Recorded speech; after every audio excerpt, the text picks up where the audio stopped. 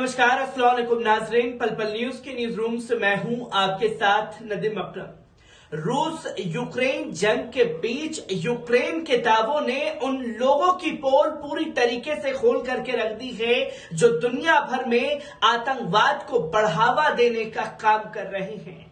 क्योंकि अक्सर अमेरिका द्वारा आप बयान देखते हैं कि अल-कायदा द्वारा आतंकवाद को बढ़ावा दिया जा रहा है। तमाम चीजों को लेकर के बढ़ावा देने का काम जो है वो अमेरिका द्वारा किया जाता है और दुनिया भर में एक शगुफा छोड़ा जाता है कि आतंकवाद से मुकाबला करना है तो हमारा साथ दीजिए।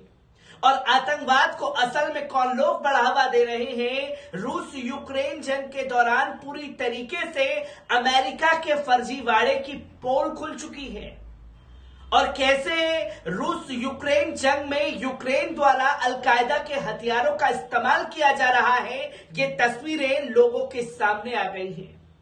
जहां अल-कायदा की एंट्री रूस यूक्रेन जंग के बीच हो चुकी है, जिसकी तस्वीरें लोगों के सामने आई है और ये दावा खुद यूक्रेन द्वारा किया जा रहा है।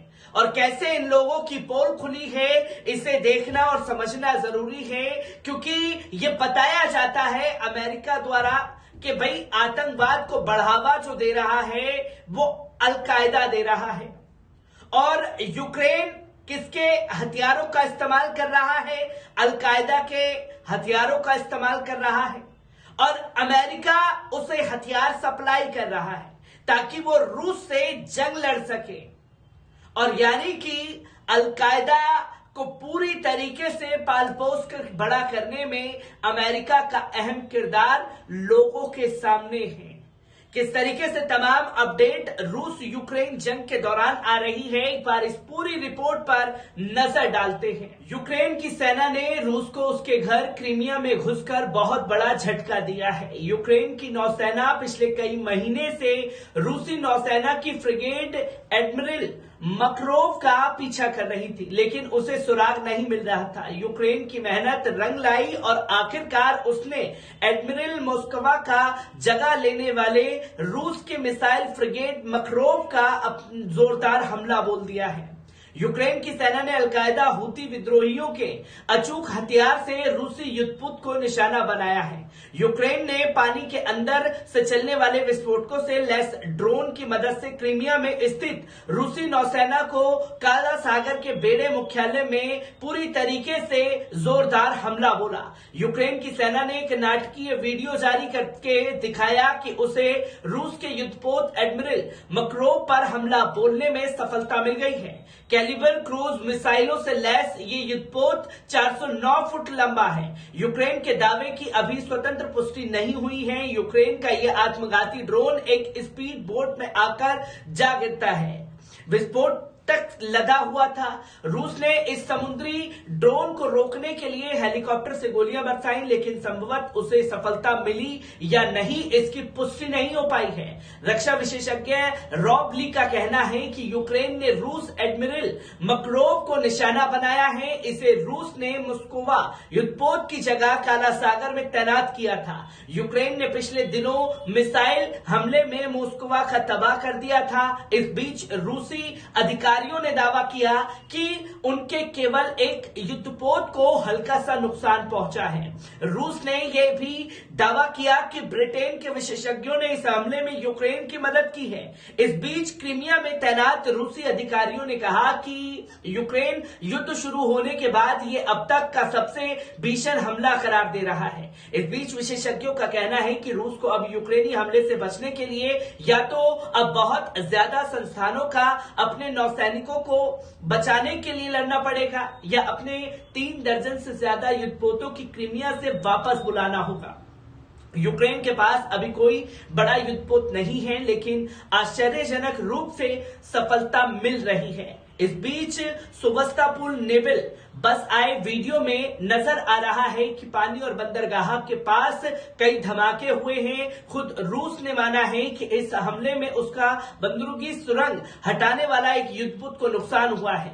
आपको बता दें कि इससे पहले रूसी रक्षा मंत्रालय ने शनिवार को यूक्रेन पर बड़ा आरोप लगाते हुए कहा कि उसने क्रीमिया के सबसे बड़े शहर और बंदरगाह जहाजों पर ड्रोन से हमला किया, जो कि एक आतंकी कृत्य है। रूस ने यूएनएससी अंतर्राष्ट्रीय समुदाय से इस हमले की निंदा करते हुए इसे आतंकी घटना करार देने की बात कही है। रूस ने कहा कि यूरोपीय देश ब्रिटेन की मदद से यूक्रेन ने इस घटना को अंजाम दिया है, जिसकी वजह से हम अनाज गलियारे को बंद करने को मजबूर हैं। रूस ने आरोप लगाया कि यूक्रेन की सेना ने रूसी कब्जे वाले क्रीमिया के सबसे बड़े शहर सेवास्तोपोल में काला सागर बेड़े के जहाजों पर शनिवार तगड़े ड्रोन से हमला किया। यूक्रेनी सेना ने काला सागर बेड़े के जहाजों और नागरिक जहाजों पर आतंकवादी हमला किया, जो कि सेवास्तोपोल बेस के बाहरी और भीतरी सड़कों पर किए गए हैं। हमले में 9 मानव रहित हवाई वाहन और 7 सोवियत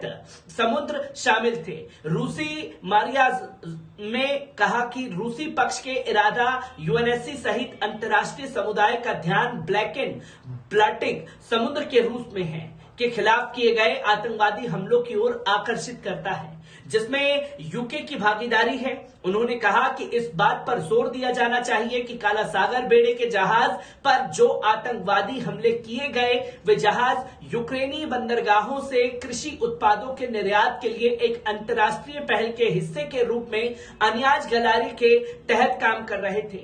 अब उनकी सुरक्षा सुनिश्चित की जानी चाहिए। इस आरोप पर यूक्रेन ने भी कहा कि हमने काला सागर अनाज पहले को बर्बाद करने की रूस की योजनाओं के बारे में चेतावनी दी थी।